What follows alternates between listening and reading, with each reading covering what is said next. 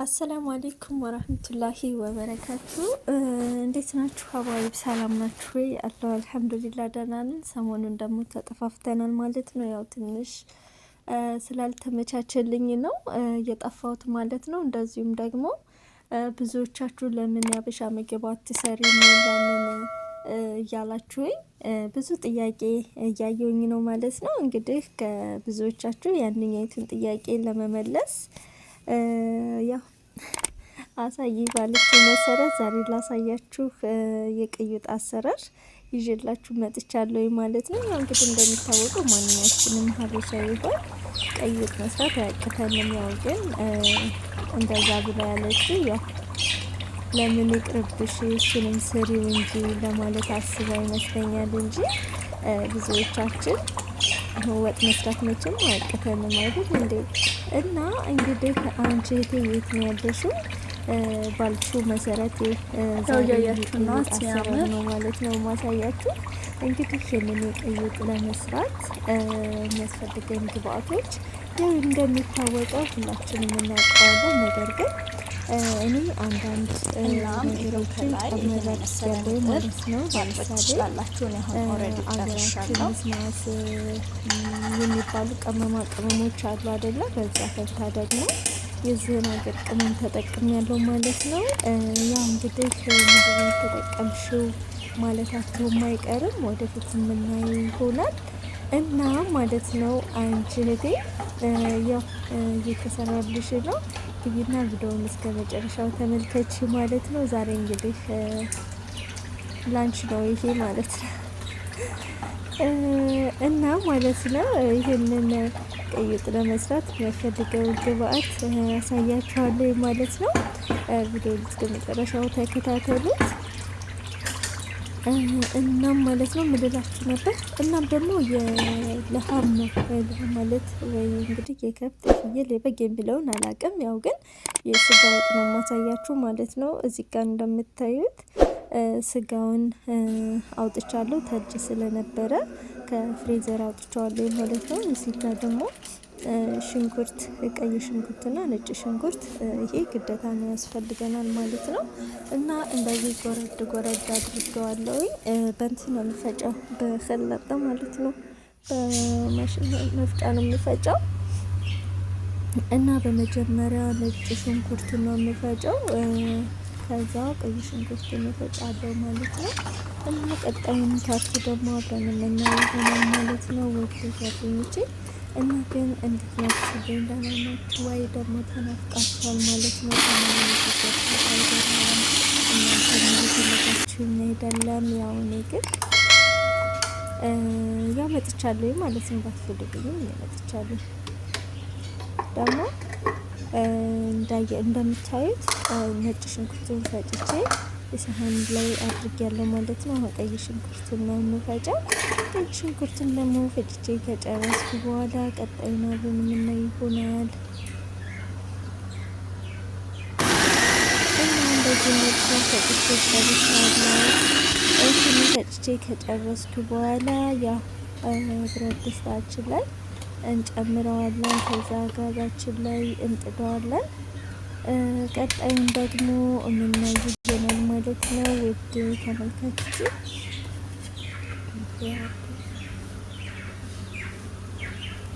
እና ግን ማለት ነው ያው ብዙውን ጊዜ ምግብ እየሰራሁ ማሳያችሁ ምግብ መስራት እወዳለሁ፣ ከምነግራችሁ በላይ እወዳለሁ ማለት ነው። እዚህ ጋር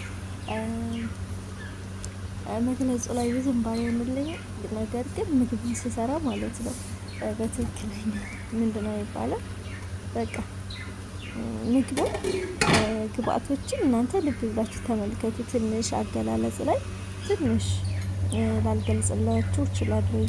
ነገር ግን የማደርገውን እያያችሁ በእይታ መልኩ ትረዳላችሁ ብዬ አስባለሁ ማለት ነው። እናም ሽንኩርቱ ቀላቀላ ብሎልኛል ያኔ በስሏል ማለት ነው። ከዛ ዘይቱን ጨምራለሁ። ዘይቱን ከጨመርኩት በኋላ ደግሞ በደንብ አድርጌ አሸዋለሁ። እንደዚህ ካሸሁት በኋላ ነጭ ሽንኩርት ነው የምጨምረው ማለት ነው። ሽንኩርቱ ሲበስልልኝ ነጭ ሽንኩርት ነው የምጨምረው።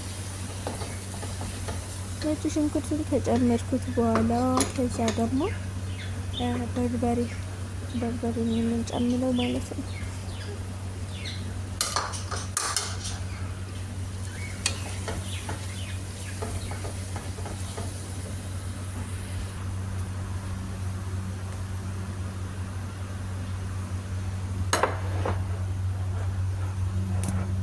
እንደምታዩት እኔ በርበሬ አላበዛም በነገራችን ላይ ለምን እየሰራ ያለሁት አረቦች ቤት ነው።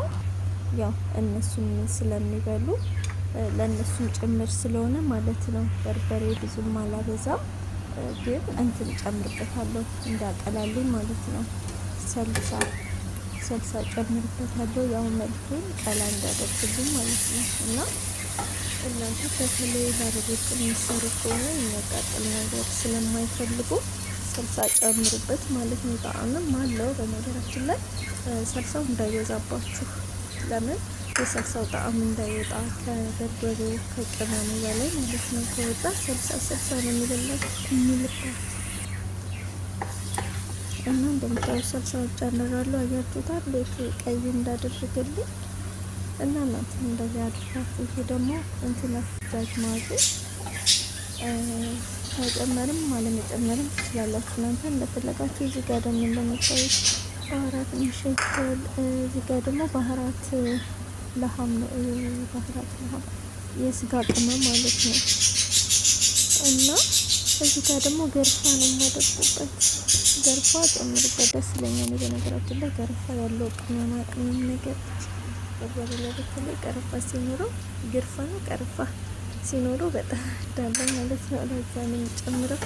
ደግሞ ሴትዮ ትወዳለች የሚገርም ነው። በጣም ነው ገርፋ የምትወደው ማለት ነው። እንደዚህ ምግብ ምናምን ስሰራ ገርፋ ትጨምርበታለች ከኔ በላይ ራሱ ማለት ነው። በጣም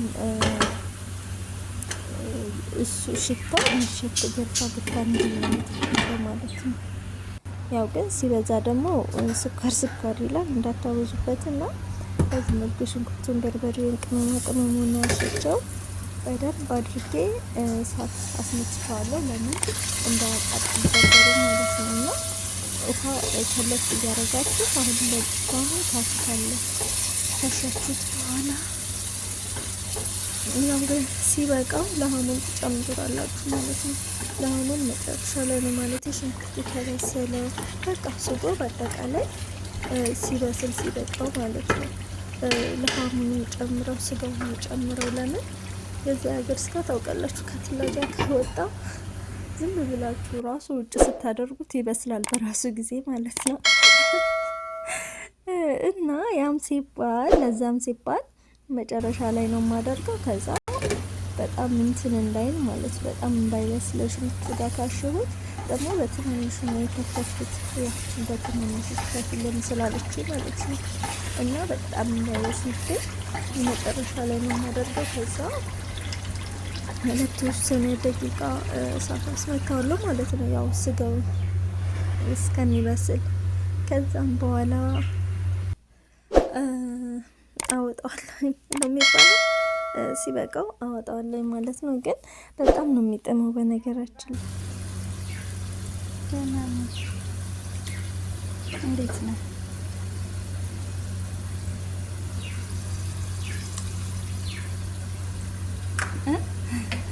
ብትከም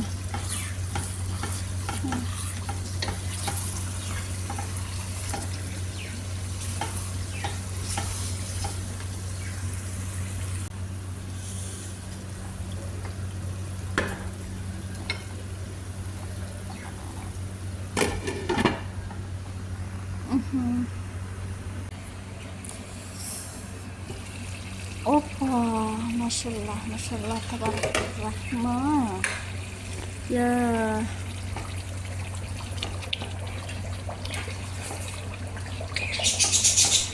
እና ማለት ነው ሀባዬ። አሁን እንግዲህ እየጨረስን ነው ማለት ነው። ወደ መጨረሻው እየደረስን ነው። ማሻአላህ ተባረከ ረህማን። በዚህ መልኩ ከጨረስን በኋላ ደግሞ የተወሰነ እንቁላሎች ቀቅያሉ። እነሱ ከላይ እና በቃ ሀባይ ይሄንን ይመስላል። አሁን ዶሮ ነው ጨርሰን ላላችን እንቁላል ግዴታ ዶሮ መሆን አለበት። እንደ እንቁላል ባስፈልገን ሰዓት ላይ መመገብ አንችልም እንደ እንችላለን። ስለዚህ እንደምታዩት እንቁላሉን ጣል ጣል አድርጌበታለሁ ማለት ነው። ቪዲዮ እንደወደዳችሁት ወዳችሁታል ማለት ነው። እና በቀጣይ ቪዲዮ እስከምንገናኝ ደህና ሁኑ እያልኩኝ እሰናበታችኋለሁ ማለት ነው። አሰላሙ አለይኩም ወራህመቱላሂ ወበረካቱ።